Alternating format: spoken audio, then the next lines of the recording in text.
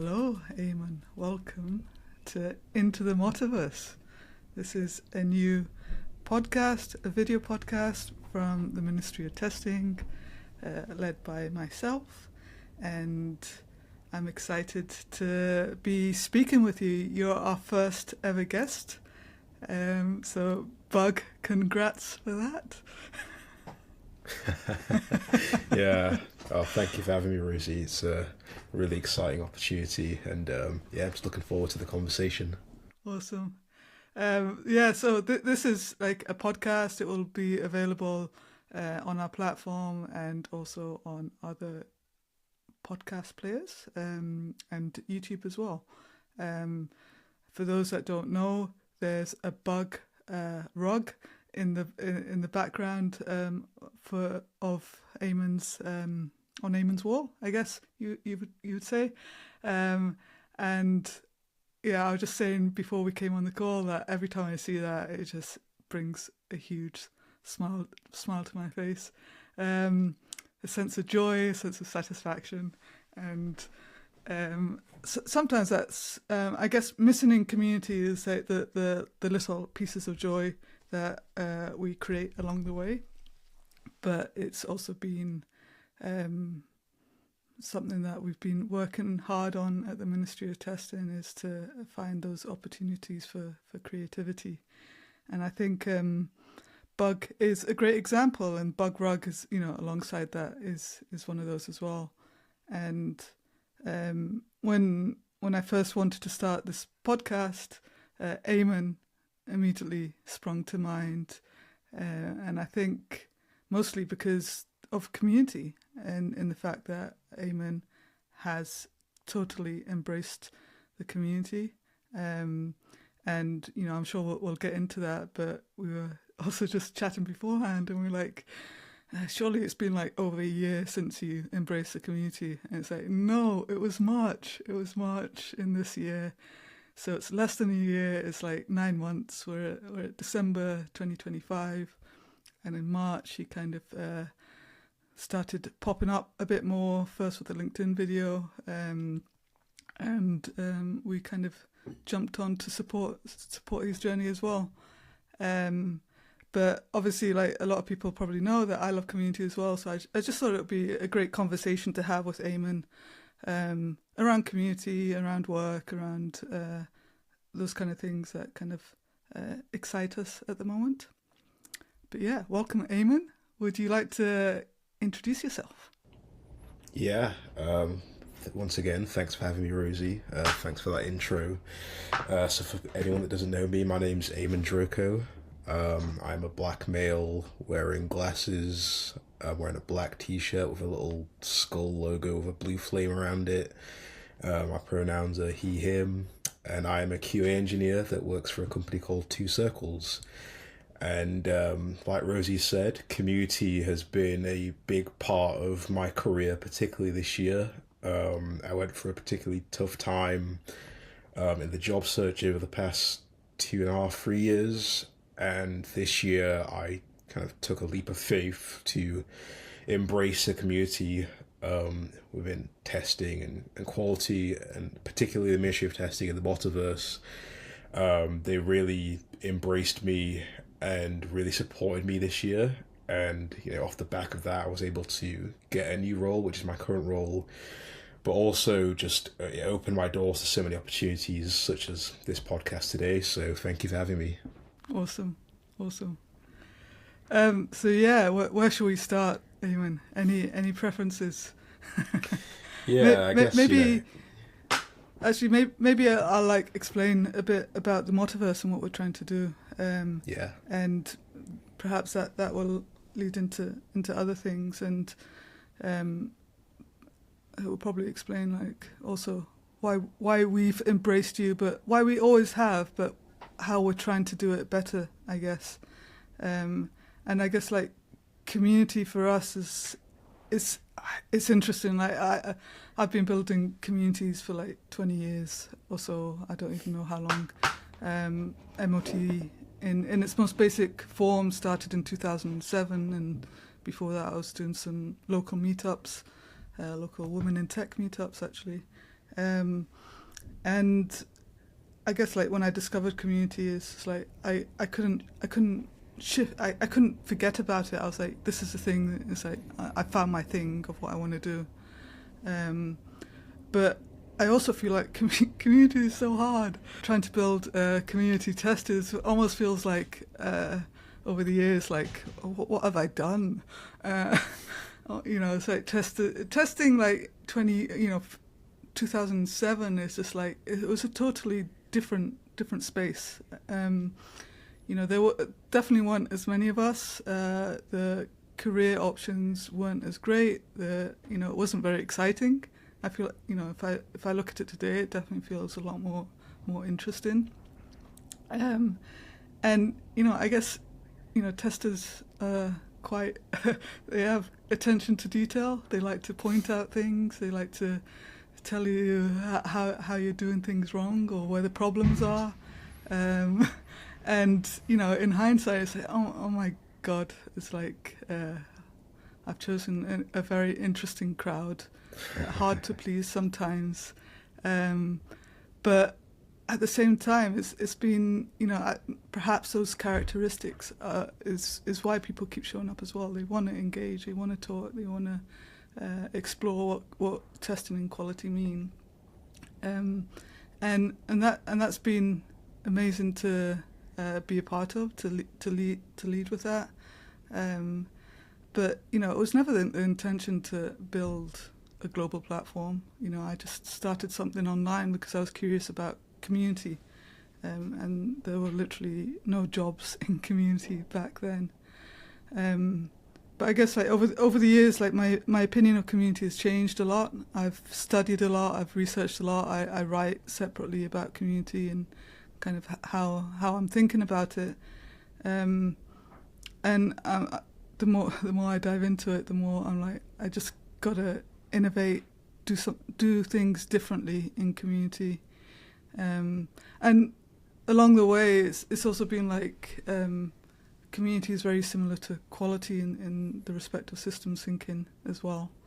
So it's like very hard to build community in silo, just like it's hard to build quality in silo. For example, you can't have community on the side, just like you can't have quality on the side. You have to like understand the bigger picture, and that's what we're trying to build in the MoTaverse today. And I guess from your side, I hope it reflects. But I guess as part of this, I'm trying to say is like community is not just about the conversations we have. It's not just like a forum. It's not just having the engagement. It's much more than that. And our goal at MoT is really to integrate all our lives as part of community. We call ourselves 24/7, 365 effort because we're literally available all year round, through conferences, through certs, through our forum, through our platform, and that touches upon our conferences. So like our conference is community, our meetups are community, our courses are created with a community. It's all community, right? So it's like, how do you separate that from, with the day-to-day perception of what community is when people gather together. That's not community to me. It's like, it's just like so much more than that, right? And I guess as part of that, then I start to think about like your story and like how you came into community, and it's like you came in through conversations, but then there was action that we took to support you along the way. And perhaps you could tell us, for those that don't know, about your journey into MoT and like how that came about. Yeah. So yeah, like you said, when I kind of got into MoT this year, I didn't necessarily go into it for the kind of community side of things. That's what I ended up finding as a result of being so embedded, but that was also, it came from MoT. That's how caring they were, and the people around MoT were just very supportive. But I was, like I mentioned, I'd been looking for a new job for a while, and after applying to jobs the old-fashioned way and just not really having much luck, I decided to change my perspective, try to change my tactics, and try to focus on networking rather than just applying for jobs the traditional way. And I attended the first Ministry of Testing London meetup earlier this year. And just from being around people in that environment, I realized that there's such a welcoming, supportive group of people within the testing quality community, especially those in the MoTaverse. People like Simon Tomes, who I briefly spoke to online before the meetup. He approached me and just was willing to listen to my story, to hear what I was going through, and offered me a lot of advice. Tried to encourage me to get more involved in MOT things such as the club forum, maybe writing an article and things like that. And that encouragement got me more excited to go to the next meetup, and it got me more excited to get involved in the forum and write a draft for an article. And all these kind of things started to build up, and like I said, my fortunes changed eventually in the job search. But even though I joined the community basically to get a job, I stuck around for the people, and I still stick around for the people, and I try to support others that are new to the community. When I go to these meetups now, I'll approach people that might be by themselves and have a conversation. What brings you here? How can I help? Let's have a chat afterwards. I always try to connect with people and continue the conversation. These are things I wasn't really doing before I got involved with the MOT, but now, like I said, community it's more than just one thing. It's so many things, and yeah, in a nutshell, it's just been really great for me. Awesome. There's a saying in startup world, you come for the content, stay for the community. Come for the, in your case, come for the jobs, stay for the community. And there's a whole bunch of phrases that I've got a list somewhere of all the different types of come for. You come for something, but then you stay for the community. And that sounds like something that's happened with you. And I guess from my perspective, I love how you've challenged yourself and kind of. Did I challenge you at one point to do 99 second talks, and you're going for it, right? Yeah. And I think that's amazing. How many are you at now? I think I'm still in the single digits, to be honest, but close to 10 now, I think. Yeah, I should be quite close to 10. I need to actually write down and keep stock of what I'm doing, instead of just guessing every time. But yeah, close to 10 now, I would say. And that's all just this year alone, so yeah, I can do it. That's not bad, right? Yeah. You say it's not much, but it's less than a year. Yeah, exactly. So. And considering I'd never really done a talk until this year as well, I'm pretty proud of myself for, getting on stage. And again, that came from encouragement from people in the community. They told me to go on the stage, and now I try to encourage others to do it, because once you're up there, it's so much fun. I remember at MoTaCon, you just on the second day you got up just to claim that extra 99 second talk, and you didn't actually say much apart from that you're just there to claim that extra credit. Yeah, and that just kind of shows how maybe not easy it is, but the fact that MOT. All the meetups and MoTaCon and things like that, whenever there is a 99 seconds talk, we want people to come up and say anything they want. And I think that really, it gets you on your speaking journey. If you can go on a big stage like that and just talk about what you had for breakfast that morning, you can talk about a brand new tool you introduced to your team, you just got to get over that first hurdle, and it becomes so much smoother from there. Yeah, absolutely. Could you tell us about your job hunting experience and how that tied into perhaps the community and the meetups, especially because I know so many people are struggling with finding jobs at the moment, and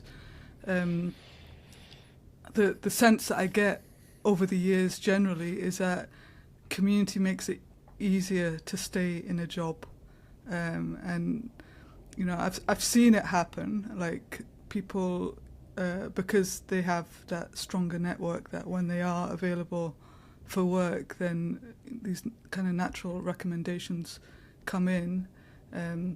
Though perhaps that's not your specific experience. I think it's good to hear from you, like how you've gone about it, and perhaps as a black man as well in an AI world, like how did you find applying for jobs before that? And I feel like there's so many like auto biases, auto rejections. Like how do you experience that from kind of your perspective? Yeah, so like to touch on the race thing, we know what kind of world we live in. We know that tech isn't always the most diverse space to be in, whether that's gender, race, or anything else. We tend to see a lot of the same faces in a lot of the places that we work in. And I've had rejections from roles where they might not say something, but I can feel it. I kind of know why I didn't get the role. And this doesn't just come from their words, it comes from the people that are doing the hiring, who they are.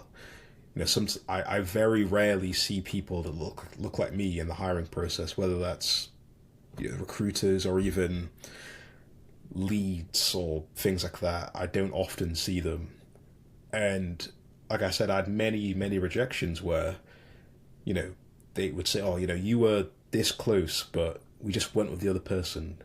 It could be for it could be any reason, but, when you hear that quite a lot, you don't doubt that how you look is related. And I think that's where the kind of being part of the community changed my kind of prospects, because people weren't just going off a piece of paper, a CV with a name on it, where they could make any kind of judgments. I was getting to know people in real life, and people were starting to get to know me, and they were able to make their judgments based off more aspects than what a CV can present. So I was speaking to people, I was doing these talks, I'm posting videos on LinkedIn. People were starting to see my profile beyond just like a picture, beyond just a CV. And the job that I got now was off the back of me meeting someone at a meetup who's now my current manager. We met at a meetup, and I was introduced to him by somebody who I'd met before in the community. So like by putting yourself in those environments, you become more well-rounded, you become more visible. We've talked before about when you Google your name, where's your MoT profile? Is it number 1? Is it number 2? Like mine's, I think it's like at least 1 or 2 now. If you Google me, the MoT profile shows up first. And when you click on that, you can see all the contributions I've done. You can see that I've been on podcasts. You can see that I've been attending meetups, and there's memories of me, on stage or what have you. These are things that recruiters will, they'll look up.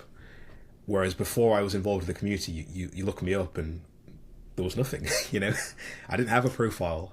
So that's why I would kind of encourage people to like get more involved, because your CV is just one part of the bigger picture. The MoT profile is like another CV, and I would argue it's better than a CV because it's a lot more visual. So yeah, that's what I would suggest to people. Just get more involved, because it makes it won't like get you the job straight away, but I think it will definitely help you.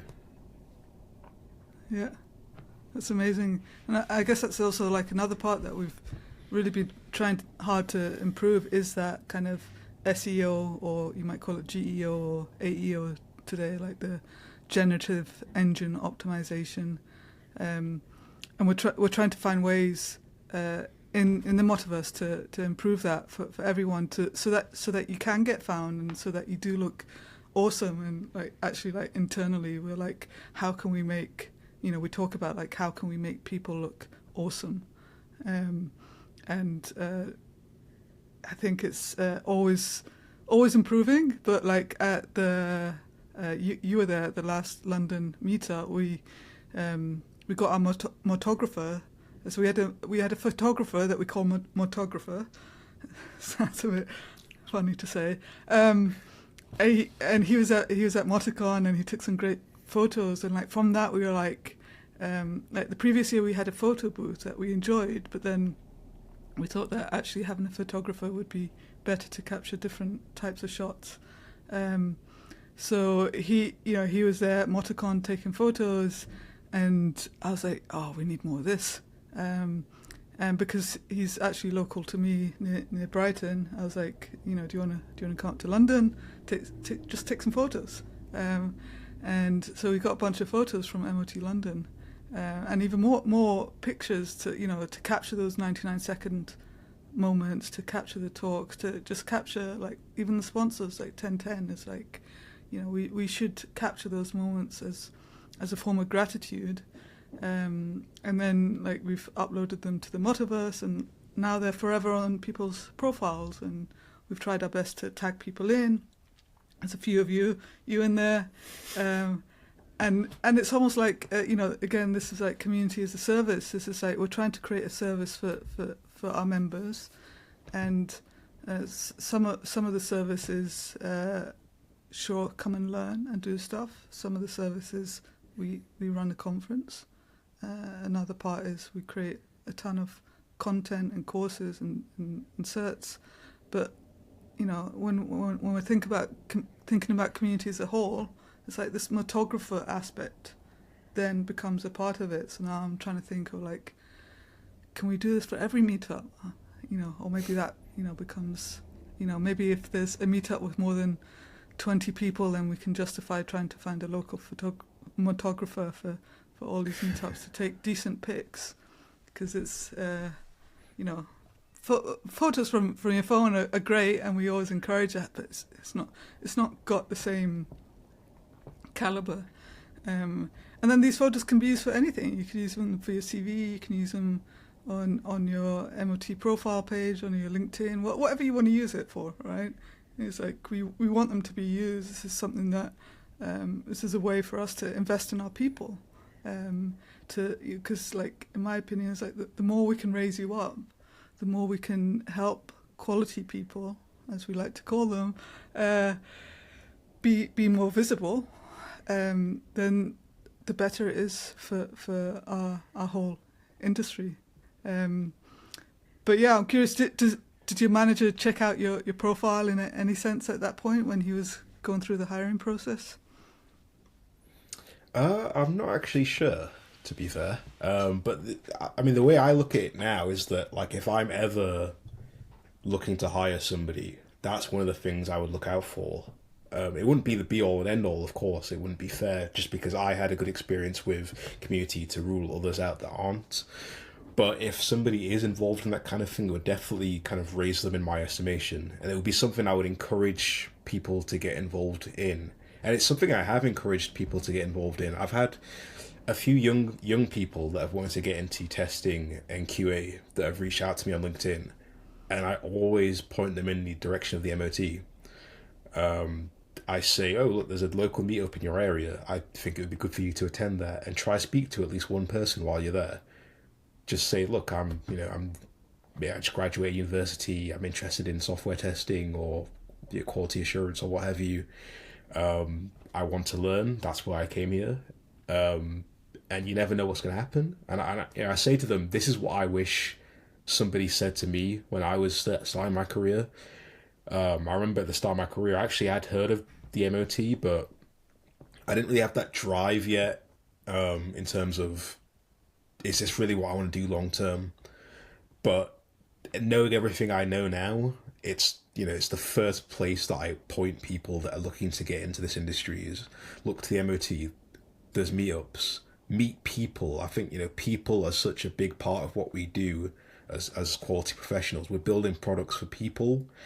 The only way to know if it's a good quality product is to get to know the people that are going to use the product and find out what their needs are. And you do this by networking and meeting people. It's not a job where you can sit in a silo. Like, I don't believe that. It's a job where you have to meet people, you have to speak to people, and, you know, by learning about people and what they need, you can deliver the best quality products. So, yeah, like I said, I always point people to the MoT these days. Like, and considering you can basically be part of it for free initially, you know, it's like, there's nothing to lose. Just, you know, get involved and, yeah, you'll get great things from it. Yeah, and I also think that, like, we can give ourselves a hard time for not getting involved earlier, but I also think, like, testing and quality has changed a lot over the years, and it did used to be in a silo, so it's like, but now it feels like being more quality focused is, I feel, forcing us to spread our wings a bit more, to realize the value of networking, whether it's just with quality people or further afield, you know, in other, like, tech communities or other careers, like, you know, devs or design. You know, it's like we should be looking further afield and not just within our own boundaries, I guess. But it hasn't always been like that. It's like, you know, I often think back. It's like, wow, we used to do testing like that. Interesting.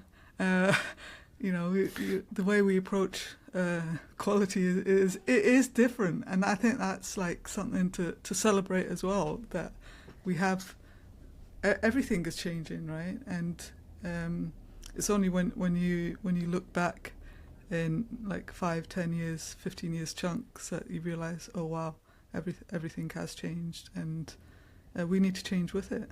And the way quality has evolved, I think, is like super exciting. I'm curious because so you were out of testing for a little bit, like you mentioned in your video, you were like working at a supermarket for a year or two, whilst trying to find a job back into the market. How has it been kind of coming back into testing? How has that felt for you? For, you know, I guess from there's potentially like many angles we could think about it, but I'm curious. Just being out can be like a huge confidence knock, right? You know, you need to kind of almost refine your confidence. You need to, you know, did you feel like the world had changed a bit from a testing perspective? How did you feel getting back into your current role? Yeah, definitely. Just to clarify one thing, it was like actually a clothes shop, which is actually an interesting part of the whole thing. Okay. Because so like while I was working there, and kind of watching the world pass me by, and seeing like my peers continuing to, you know, advance in their careers, it was incredibly frustrating and disheartening. You know, I was about 28, 29, and then 30 while I was working at this particular place, and working with a lot of young people that, you know, they hadn't started their careers yet. They were either, you know, still in study, college, university, and feeling so like, I don't know, useless for lack of a better term. And, you know, when I got out of that, I was so grateful. But the funny thing is, I actually learned quite a lot about quality and customers while I was there. And it goes back to what I was just saying about speaking to people and finding out what they need as a customer and what they need from a product. I saw a lot of things while I was working there that made me think there is not a single bit of quality consideration that's gone into this. Things like the self-service, things like the way the shop was even laid out, like these were all things where somebody who is very disconnected to the product has designed. And so I took a lot of lessons from actually working in that environment that I now put into my current job. But definitely it was a huge difference coming back into testing and quality, because I actually started to learn a lot more about it while I was away from it. I was doing a lot more studying, a lot more listening to podcasts and reading articles and things like that. So by the time I got back into it, I came in with like such a drive, obviously from being away from it for so long, but also a lot of learnings, things about like ways of working from things that I'd read about, maybe reading someone's blog post about how they work in their company, or different tools that started to come into the market. Things like AI, that wasn't really a thing as much when I was working in my last QA role.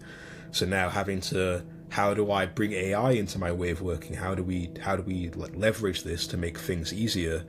There's so many things, but I think that's the cool thing about QA, is that it's always evolving. There's always new things coming out. There's always new ways of working, new tools, and I think I just kept my finger on the pulse while I was away from it. And by the time I got back into it, I was able to navigate things a lot easier than I might have been if I hadn't kind of got involved with the community this year. How would you describe your role at the moment, or what kind of things are you doing that you find interesting, I guess? Because I think also like the quality roles have evolved, so I'm curious to know what's a bit of your day-to-day looking like at the moment.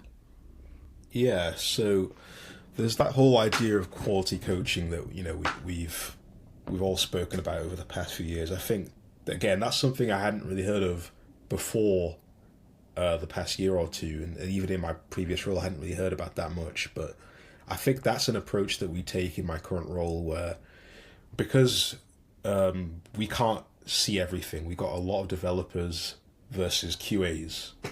In terms of like the ratio, there's way more of them than there is of us. Not that it's an us versus them thing, but that's just that's how it is.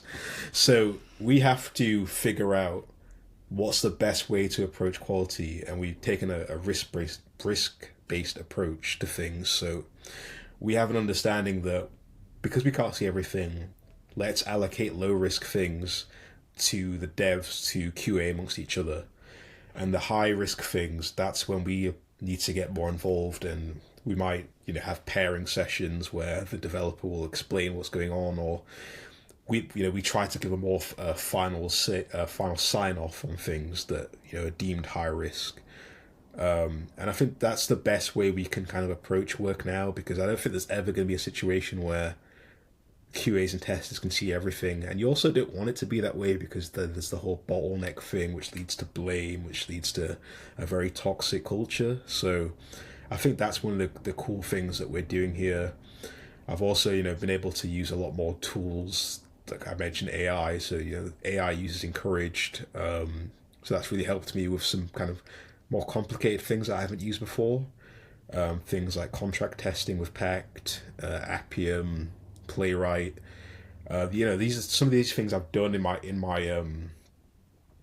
when I've been like by myself, just kind of trying to refine my skills. But doing things in a commercial setting is a bit different, and it's been cool to get involved with that stuff. I've got a great manager that really encourages me to try out these new tools and to try to implement processes. And another cool one is things like testing parties. I first heard the concept of testing parties at one of the London meetups at Monzo. Someone called Melanie, I believe. I can't remember her surname. Apologies, but she talked about testing parties. Bringing people into a room, just having them play around with the app or the website or whatever we're using, and just like writing all our thoughts, and bringing people in from different disciplines. You've got your product, your design, your devs, getting them in the room together, just writing things. And I'm also looking to expand that beyond the engineering team. So I've been speaking with somebody in the neuro-inclusive network in our company, and I'm trying to set up some testing parties with people within that network, so we can think about things from a more accessibility point of view. What do people that maybe have ADHD or something else, like how do they deal with software? Let's get their opinions. So these are all things that I learnt about from again, attending meetups, reading different things, and now I've been able to implement them into my day-to-day work, and it's been really successful so far. I like the testing parties. It reminds me to revisit that, actually. And now when I think of testing parties, I also think of Jesper Otterson, who talks about disaster parties as well. So there's probably like different categories of testing parties that you could have. Right? Yeah. I love the disaster angle. Just Yeah. the testing joy that springs up is pretty funny to think about.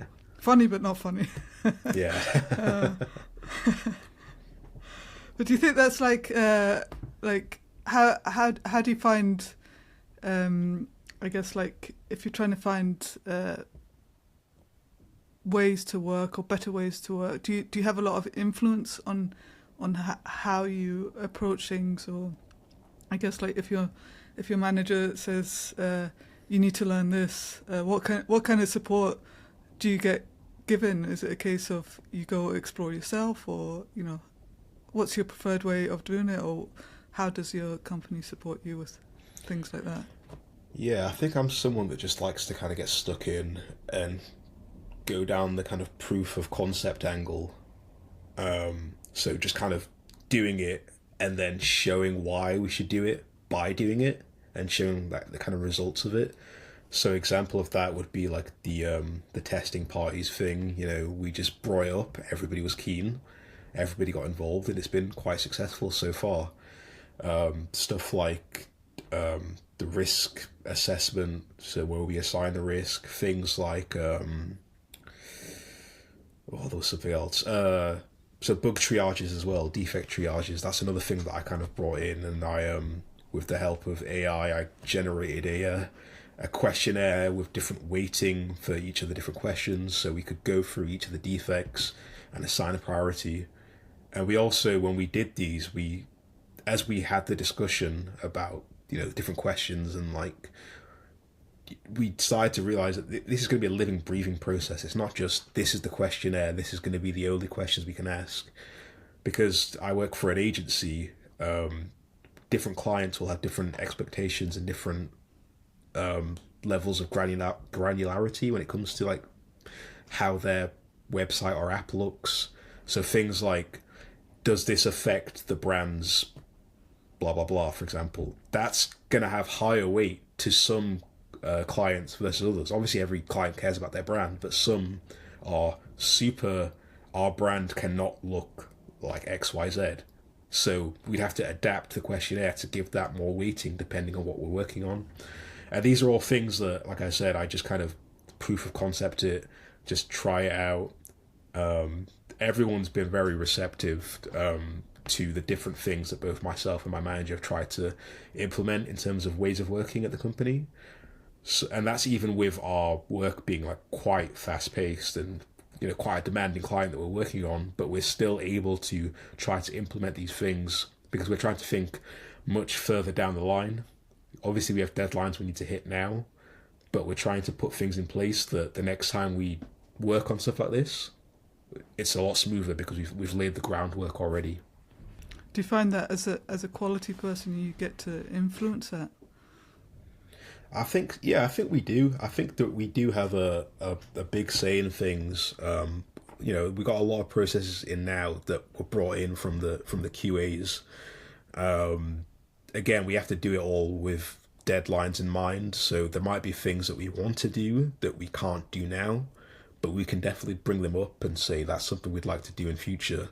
But since I've only been at the company for, this is my 4th month now, and I feel like I've had quite a big influence in the ways of working because I'm somebody that cares a lot about processes and ways of working, and I'm always willing to try to inject those into how we work. So yeah, I think we do have a big influence.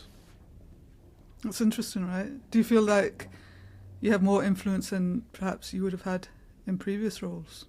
If we think of it from the perspective of like career quality is changing, do you feel like you have more influence these days? I think I have more confidence now. Confidence. I think that's the key thing. Interesting. Yeah. Because I would have had a lot of these ideas before, but for various reasons I wouldn't have mentioned them. But because I am who I am now, I've found my voice a lot more than I had earlier in my career. I've started to know who I am a lot more as a person, and I know when I can speak up and when I should speak up. And I think now, in this point in my career, I'm more willing to speak up and offer my opinion and try to steer things a certain way. Whereas before, maybe I didn't feel confident, maybe I felt overwhelmed with whether it was I was working somewhere where I didn't really understand the product, like a previous role I had, or I didn't really have any allies in some places I've worked before. So when you bring things up and no one backs you up, you kind of just go into your shell straight away. But I think it helps now having a really supportive manager that is really on the same page. That I usually discuss things with him first anyway before I just spring them on people, and he's usually always on board. So I know that if I bring these things up, I'll at least have one person that will back me up and say, you know, that's a good idea. We should try this. Yeah, shows how good, how important good leadership is, and you know, good leadership, I guess, as part of it is like enabling that confidence. What do you think has led to that confidence, apart from like a good manager? Or have you noticed, you know, like your journey in the community supporting you, even like, you know, like the 99-second talks and going to meetups? Do you think that's kind of helped you in your journey? I think it 100% has. You know, like when you go that long without having a job, you start to really doubt yourself, and you really start to doubt if you're even capable of doing the job, or, you know, if, you know, all these different thoughts. But by attending the meetups, by posting on LinkedIn and the club, and do these 99-second talks, you start to see people, they do believe in you. They do think you know what you're talking about. When you're on the stage and you see people nodding, that's like, okay, yeah, it's like, okay, I know what I'm talking about. So if I can make people that have, you know, and again, years of experience doesn't necessarily mean, it's not the be all and end all, but if you see people with a lot more years of experience than you that are nodding and agreeing with you, it's like, okay, I guess I do know what I'm talking about. So I'm more willing to, you know, take that risk in my day-to-day because, you know, I back myself. I wouldn't say it if I didn't believe in it. And I got that kind of, those affirmations from being in the community. Yeah. I also think it's important to, like, you know, I was just thinking back to Dalbeer at the MoT London meetup, where he did a 99-second talk talking about men's health, and he gave the example of like 8 minutes. It's like all you need to do is, you know, like is like there's research behind. I can't remember exactly, but if you spend 8 minutes talking with someone, then that, you know, massively improves their state of mind, and you know, I guess it would lead to, you know, having more confidence generally. But you know, I took that to heart, and I did reach out to people afterwards saying, it's like, would you like 8 minutes of my time? But, you know, really it was like 30 minutes. But it's just like, it's the intention, the meaning that like people who were there understood, kind of like what I meant is like, you know, do you just want to catch up and see where that goes? And I also think like it's important that I call that out as well, as that I talk about that, as that it's like a nod. It's a thank you to Dalbeer. Thank you for reminding us. We probably knew this anyways, but it's still important to keep nudging people and reminding people that yes, it's good to talk. You know, it's like the whole kind of mental health phrase that's out there. It's good to talk. It's like, yes, it's good to talk, and it's also good to remind ourselves. And I think also in community, it's good to just, you know, publicly say, yes, something you did has helped me, and I'm just gonna talk about it out loud, and maybe Dalbeer will listen to this, or maybe I'll tag him in this conversation. We'll see. But you know, that I think that's community. Is like we listen, and then we find ways to connect what people say to situations when the time is right. But yeah, I guess for just tapping back into like the diversity angle, what do you think like we need to do?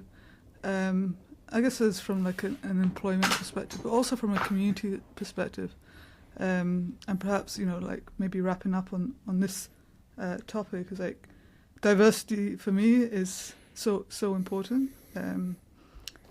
Obviously, like I come from a different perspective, but like for me, it's like being neurodivergent, being a female, being a founder. These are all things that kind of put me in a minority. But even with all of that, I often feel like way more privileged than other people. But it's like, what? I guess thinking back to your situation, like my goal is to have the most diverse community out there for quality people. What do you think we could be doing to support that? Yeah, I think it's interesting because I think it is one of the most diverse communities that I've been a part of. I think you regularly have different speakers from different backgrounds at the events that I've attended. The attendees of the events all come from different backgrounds, and I think it's a really beautiful thing that I think that MoT has. But taking that to like the workplace, and not just my workplace specifically, but across my career, I've definitely felt a lack of diversity in hiring, in tech teams, specifically engineers. It's often men more often than not. I've worked with very few women engineers, very few. I don't think I've worked with any trans colleagues in engineering.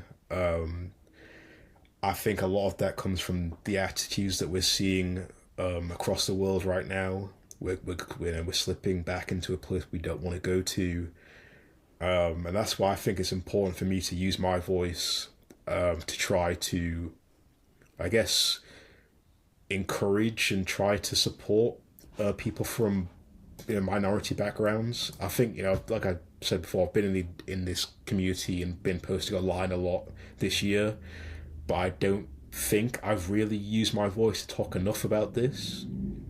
And I think in a way, by just being who I am doing that, because I'm being someone that, I'm a black man. I look a certain way. People see me and look at me a certain way. But if you see the things I talk about, it might not be what you normally hear from like a black man in the media or what have you. I'm very open. I'm very vulnerable. And I think that's a good way of encouraging diversity. But I think I need to find a way of being more intentional with it and being more supportive.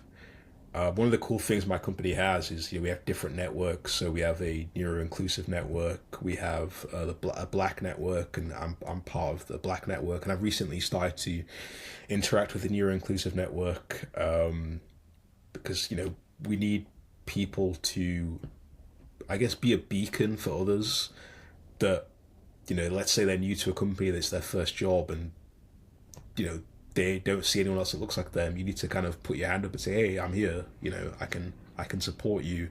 And there's a lot of younger black employees in my company, and they get brought into the black network like pretty much straight away. And I think it's really encouraging for them and for me. When you go to the office, we're greeting each other. I might not even know your name yet, but we look alike, and it's nice because, you go to the office, you're not alone. There's always going to be, you walk around the corner, you'll see another black person, you say, hey, how's it going? You're right. And then maybe you might catch up and have a coffee another time. So, yeah, I think it's something we do need to improve on as an industry. I don't know the answer, but I think if we have the conversations, we can find the answers, whether that's through having different people hiring or being more intentional with our hiring processes, looking in certain places and maybe not looking in other places. I don't have the answer yet, but I'll try to help wherever I can. Yeah, and I also think it helps to as you were talking, I was thinking about a black friend of mine. We were walking in London one day, and we walked into a building. And I could see the reaction of one of the security guards because of him, right? Or at first I didn't see it, and then I saw it. I was like, and he was like, "Yeah, that's because of me." And at first it didn't click. But I was like, "Oh, really?"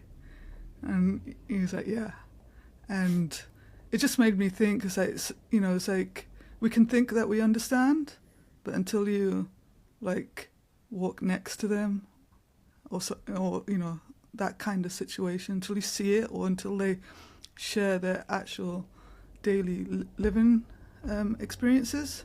You don't actually know, right? And that's just stuck with me for a long time. It's like, I wish I had known that a long time ago. It was like, why did I not know that literally when, like a black person walks in the door, someone might experience that 20 times a day, and how that must impact people, right? And it's things like that. It's like, I want to know these things so that I can understand better.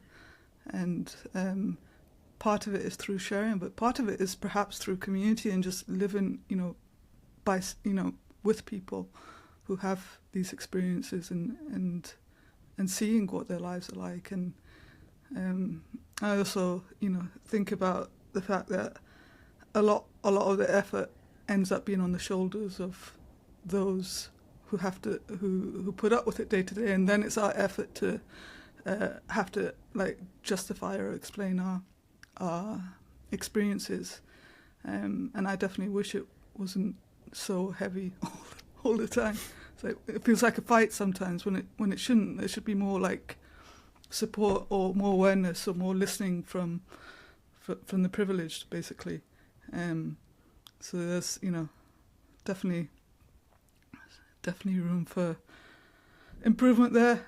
We try as a community, and I'm quite proud of like all the things that we keep adjusting, but there's always room for improvement.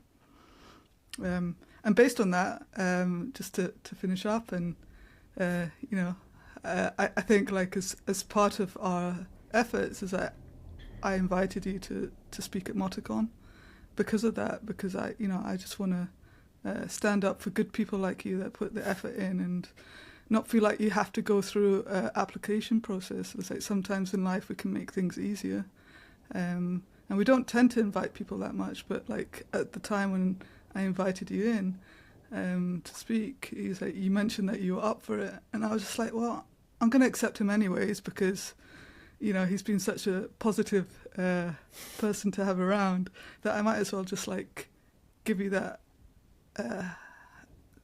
boost, nudge, whatever it is, to say, actually, just come. You don't have to put in the effort to put in a separate application. And some people might say that that's not fair, but I'm just like, well, that's I'm going to do things that I feel is right, and life is not fair, right? But we can choose to adjust the rules accordingly.